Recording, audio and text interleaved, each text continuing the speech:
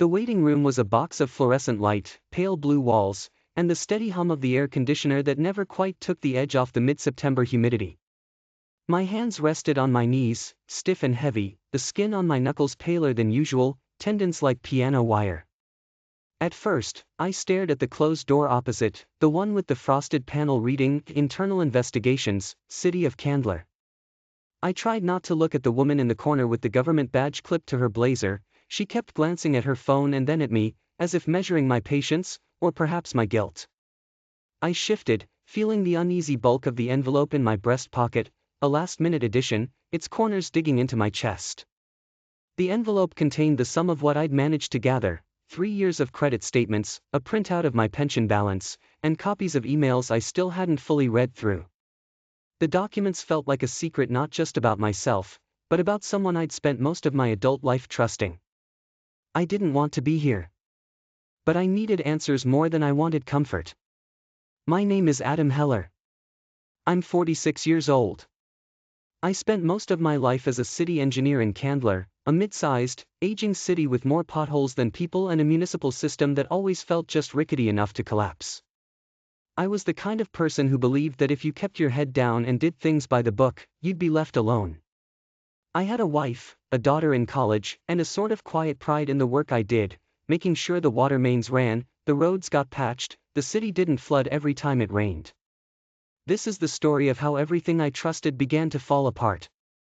I'd always thought money was just the background hum of life, something you watched, sure, but never let define you. But when control of money was taken from me, when it became a weapon instead of a tool, I understood what people meant about it being power. And I learned, too late, how deeply systems of power can hide within the walls of your own home and the corridors of the institutions that swear they protect you. Before that day in the waiting room, my world was a series of reliable circuits. The morning alarm at 5:45, the slap of slippers on cool linoleum, the grind of coffee beans echoing in the dark kitchen. I'd make 2 mugs, black for me, more milk than coffee for Lena, my wife. She'd come down in the same navy robe she'd worn since our daughter moved out last year, and I'd listen to her talk about the day ahead, her work at the city records office, her yoga class, the book club she'd joined even though she rarely finished the books. We were quiet people, Lena and me. Routine suited us. My office at City Hall was small, stuffed with old blueprints and the soft tang of copier toner. I'd started as an assistant draftsman straight out of university and worked my way up to lead city engineer. The work was technical, sometimes mind-numbing, but there was a kind of satisfaction to be found in spotting a structural flaw before it became a crisis. My colleagues were a mix of old-timers like me and young hires who didn't stay long. Our boss, Peter, was the sort of man who thrived on committee meetings and never remembered your birthday but always asked about your work. The money was steady, if unremarkable. Lena and I paid off our mortgage slowly, kept a modest savings account, and tried to help our daughter, Emily, with her college tuition.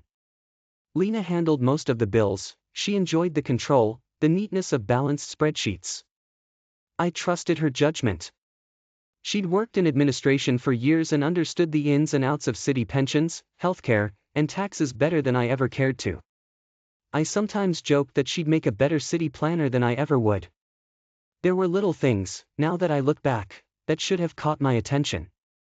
Lena's insistence on using certain banks for direct deposit transfers, the occasional mix-up with our joint account when the car payment bounced, the way she'd snap her laptop shut when I walked into the room at night. I dismissed it all. We'd been married 24 years. I didn't ask questions because I didn't want to seem like I didn't trust her. It was only after the first letter arrived, a bland, official-looking envelope marked City Pension Administration, Urgent Action Required, that I began to suspect something was off. I opened it at the breakfast table, the paper sifting in my hands. At first, I thought it was a clerical error. Dear Mr. Heller, we regret to inform you that your pension plan has been frozen pending verification of recent withdrawals. I reread the sentence 3 times. The words frozen and withdrawals spun in my mind. I'd never touched my pension except for the annual rebalancing with the city's finance department. Lena sipped her coffee across from me, her face impassive. There's something wrong with the pension account, I said, trying to keep my voice light. They're saying withdrawals have been made. Lena set her mug down, a little too quickly. Let me look at it, she said, reaching for the letter. She read it, lips pressed tight. Probably a mistake. The city's finance software is ancient. I'll check with Peter at records and see what's up. You know how these things go. I nodded, relieved to let her handle it. She was right, the city's systems were a mess. Files got lost. Checks went uncashed. It was easier to believe in bureaucratic error than in betrayal. That same week, another letter arrived. This time, it was from First Federal Bank. Notice of overdraft, joint account ending -3,272. I stared at the negative number, blinking. I hadn't made any unusual purchases. Lena's explanation was quick. Emily's tuition payment must have hit twice. You know how their online system glitches. I'll move some money over from the savings account. Do we need to talk to the bank? I asked, suddenly conscious of how little I'd checked our accounts in years. I've got it, she said, smiling a little too brightly. If you want to check, I can email you the login info. I shook my head, embarrassed. I didn't want to be the suspicious husband. I trusted her. She'd managed our finances for decades, and I'd never had a reason to doubt her. I just wanted the problem to go away, to go back to thinking of money as a background hum. But the problems didn't stop. The water bill arrived, triple the usual amount. Our car insurance lapsed for a week without my noticing, and it was only when the HR manager called to ask if I'd changed my benefits election that I realized our health insurance had switched providers without my knowledge. Lena again, just optimizing. The old plan wasn't covering enough for prescriptions, and the new one is cheaper in the long run. In the evenings, I'd sometimes sit at my desk and stare at her login screen on the old family laptop. I'd try to remember the name of her preferred bank, or the password she'd told me years ago. Always, I'd tell myself it was nothing, just the unavoidable confusion of middle age, the cost of letting someone else handle the details. Then, one Tuesday, Peter called me into his office. The blinds were drawn, papers stacked in messy towers on his desk. He looked uncomfortable, rubbing his hand over his thinning hair. Adam, there's something you should see, he said, sliding a folder across the desk. Internal investigations flagged some irregularities. It's about your pension. Withdrawals. Large ones. Over the last 6 months. I opened the folder. The withdrawal slips all bore my name, but the signatures were wrong, awkward, hurried, off by just enough that I noticed. Transfers to an account I didn't recognize. The total, $108,000. My mind reeled. I didn't authorize any of this, I said, my voice shaky. Peter looked at me, concern and discomfort in his eyes. I know. But the withdrawals were made with your credentials. IT traced the transactions to your home computer. If there's been fraud, it's serious. I left the meeting with the folder and a leaden nausea gnawing at my gut. That night, I sat at the kitchen table, folder open under the yellow light, listening to the quiet hum of the fridge. Lena came in from her book club, dropped her purse by the door. Adam, you're up late, she said, her keys jangling. I looked up, searching her face for some sign of guilt, some crack in her composure. We need to talk, I said. About the pension. Her face didn't change. She sat across from me, folding her hands. I told you, I'd look into it. Did you call the city yet? I pushed the folder toward her. They gave me the records. These withdrawals, did you do them? She didn't answer. The silence stretched, heavy and brittle. Finally, she said, let's not talk about this now. You're tired. It's late. I stared at her, not recognizing the woman in front of me. Lena, answer me. Did you take the money? She stood, picking up her purse. I'm going to bed. That was the first true fracture, the moment the quiet, reliable circuits of my life snapped. From then on, nothing made sense. Days passed in a fog. At work, I felt cold and exposed, the target of whispered conversations and sidelong glances. At home, Lena moved through the rooms like a shadow, always out of reach, always busy, always avoiding my eyes. Emily called from campus, worried about a hold on her tuition payment. Mom said she'd take care of it, she told me. I promised her it would be fine. I didn't believe it. I began to check my accounts for the first time in years. Passwords had been changed. Notices of unusual activity popped up on every account I tried to access. My credit report showed a new line of credit I never authorized, a home equity loan I never requested. I called the bank, but the woman on the other end of the line told me, politely, that all the requests had come from my IP address and had been confirmed by voice. My voice, apparently. I started staying late at the office, pulling up spreadsheets, poring over account numbers. I learned how little I knew about our finances. The savings account was empty. The joint account, overdrawn. Payments to companies I'd never heard of, shell corporations with names that sounded like real businesses but dissolved into nothing on Google. I found Lena's city laptop open one evening, a spreadsheet of property transfers and pension payments minimized in the corner of the screen. She noticed me looking and snatched it away, snapping, "That's confidential. You shouldn't be snooping." The tension at home thickened, heavy and sharp.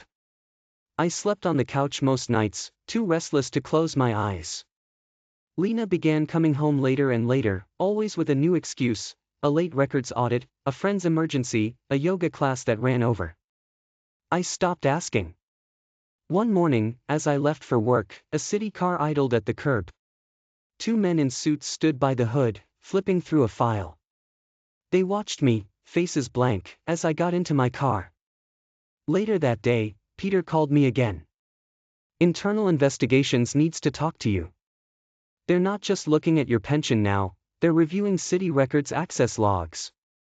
There's a pattern, Adam. It's not just your account.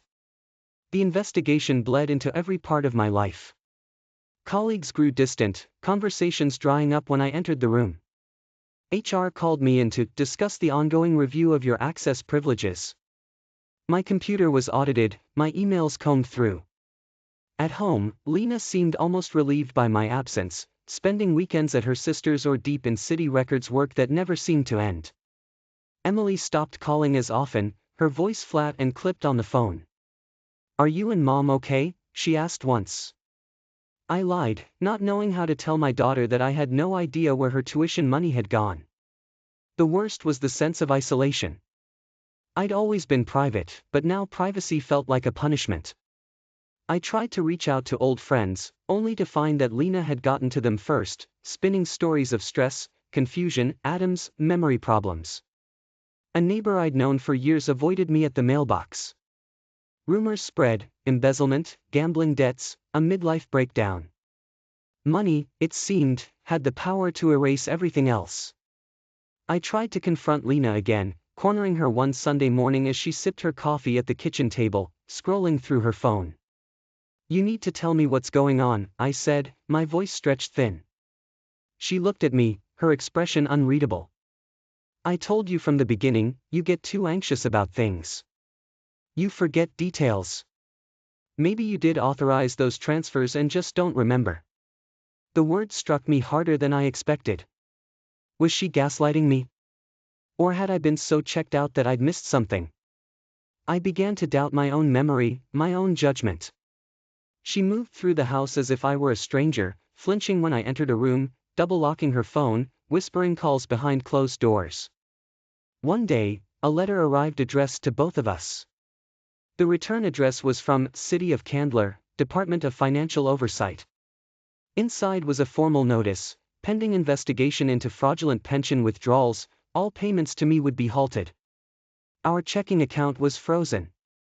Another letter arrived the next day, default notice on the mortgage. I sat on the front steps, the letters shaking in my hands, staring at the cracked sidewalk. Our house, our savings, our future, everything was unraveling. I received a call from an unfamiliar number. It was a man named Mark, who introduced himself as a forensic accountant contracted by the city. Mr. Heller, I need to ask you some questions about your pension and your wife's work with the records department. His voice was clinical, but I heard something in it, maybe suspicion, maybe compassion. I didn't do any of this, I said, the words spilling out before I could stop myself. My wife has been handling everything for years. I didn't even know half these accounts existed. He paused. We're seeing a pattern with several city employees, pension funds moved around, transfers to shell corporations, some of them linked to city records. I'd like to meet and go over some documents, if you're willing. For the first time in weeks, I felt something like hope. Yes, I said. Anything. We met at a coffee shop miles from City Hall, a battered manila folder between us. Mark explained, quietly, that he'd found evidence of a small group within the city, employees in records, finance, and IT, moving funds between dormant accounts, laundering the money through shell corporations, and funneling assets offshore. Lena's name appeared repeatedly, login records, approval stamps, digital signatures. She's not the only one, he said, but she's central to the pattern. It looks like she used your credentials to authorize transfers, then created records to cover the changes. Some accounts are in your name, others in the names of city employees who've since retired or moved.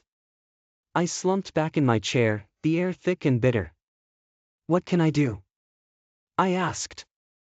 If all the evidence points to me, I'll lose everything. Mark nodded. We need proof, something that shows you weren't complicit. If you can get access to her files, her emails, anything that shows she was acting without your knowledge, we might be able to clear your name. The idea terrified me. Lena was careful, secretive. But the alternative, losing my job, my pension, my home, was worse. I went home that night and waited until she was asleep. I crept into her office, careful not to touch anything she might notice. Her work laptop was password protected, but the sticky note on her desk with a string of numbers and letters offered a clue. I tried the combinations until one worked. Her email inbox was a minefield, hundreds of messages, attachments, cryptic subject lines. I looked for anything that mentioned my accounts, pension, or the shell corporations Mark had named. I found a chain of emails between Lena and someone called Arth Garrison, discussing transfers and cover sheets. I copied the emails to a flash drive and uploaded them to a cloud folder I'd created in secret. I found spreadsheets, rows of account numbers, transfer dates, amounts. I took screenshots, saved PDFs. My hands shook the entire time, sweat prickling my scalp. In the following days, I tried to act normal. Lena was distant but seemed unconcerned, busy with her work and her secret calls. I met with Mark again, giving him the flash drive. He sifted through the data, his eyes widening at several points. This is good, he said. There's a pattern, Lena and a few others coordinated transfers, creating dummy authorizations using your work credentials. There are timestamps that prove you were at City Hall or in meetings when the transfers were made from your home IP address. If we can cross-reference your work schedule with the transfer logs, it'll show you couldn't have done it. I felt relief and fear mingled together. Will the city believe this? Mark nodded. It's enough to open a separate investigation into Lena and the rest. But you'll need to give a statement. I can walk you through it, but you'll have to be honest about everything, even the things that might look bad. I agreed. It was time to stop hiding. The next weeks passed in a blur of official meetings, interviews, forums, and tense silences at home. Lena grew suspicious, snapping at me for leaving my phone unlocked, scrutinizing my movements. One morning, she accused me of trying to set her up. The anger in her eyes was something I'd never seen before, feral, desperate. I know what you're doing, she hissed. You won't ruin me. You don't have the spine. I said nothing, letting her storm out. Inside, I felt something harden, a resolve I hadn't known I was capable of. It all came to a head when internal investigations called both of us in, separately. I sat in that fluorescent waiting room, hands sweating, heart pounding. The investigator was a tall, meticulous woman named Ms. Riley. She laid out the evidence, my credentials used for transfers when I was verifiably elsewhere, emails from Lena's account, logs of phone calls between her and 2 other employees under review. We believe your wife was involved in a scheme to embezzle pension funds from the city, Mr. Heller. Do you have anything to add? I told her everything, how I'd trusted Lena, how I'd ignored the warning signs, how I'd found the evidence in her emails. I admitted my failures, my passivity, my willingness to let others handle what I should have watched more closely. A week later, Lena was placed on administrative leave pending charges. The city began the process of unraveling the embezzlement ring. I was cleared, publicly, in a memo circulated to all city employees, though the stain lingered in conversations and glances for months after. Legally, Lena faced prosecution. I filed for divorce, a process as cold and bureaucratic as the city records she'd spent her life mastering. She moved out, leaving the house empty and echoing. Emily took the news badly, blaming both of us for the chaos, retreating into silence. The city unfroze my accounts, restored my pension, minus what had been lost and was unrecoverable. The financial hit was heavy, but I kept my job, my reputation mostly intact, and the fragile hope of rebuilding. I wish I could say that exposing Lena healed the wounds, or that justice felt as solid as the ground I'd spent my career inspecting. The truth was quieter, rawer. I'd lost the woman I thought I knew, the comfort of shared routines, the illusion that you could trust someone completely just because you'd built a life together. In the months that followed, I learned to manage my own finances, awkwardly, at first, then with a slow-growing confidence. I met with Mark a few times for coffee, learning more about the patterns of municipal fraud, about how the systems that were supposed to protect employees could be so easily twisted with the right combination of access and secrecy. I spent long evenings on the phone with Emily, apologizing, promising her that her tuition would be paid, eventually earning back some measure of her trust. I watched the city go about its business, the same potholes and flooding, the same budget meetings and tired faces. I felt older, but also clearer, a little less certain, but a little more awake. Sometimes, I'd see Lena's name in the news, buried in a list of charges or as a footnote in a city council report. I didn't read the details. Some days, the loss hit me all over again, the empty house, the silence where morning routines once lived. Other days, I felt something close to relief. I hadn't chosen this path, but I'd survived it. I'd learned that money isn't just numbers, it's trust, and sometimes, it's the deepest wound of all. I sit now in my smaller apartment, the city visible through the window, lights flickering in the dusk. The world seems both bigger and smaller, the boundaries of trust redrawn. I sip my coffee, black, like always, and think of the ways power hides in plain sight, in marriages, in city halls, in the spaces between what we know and what we want to believe. I don't pretend to have answers. I only know that when money becomes a weapon, there is no clean justice, only the slow work of piecing yourself back together, one hard truth at a time.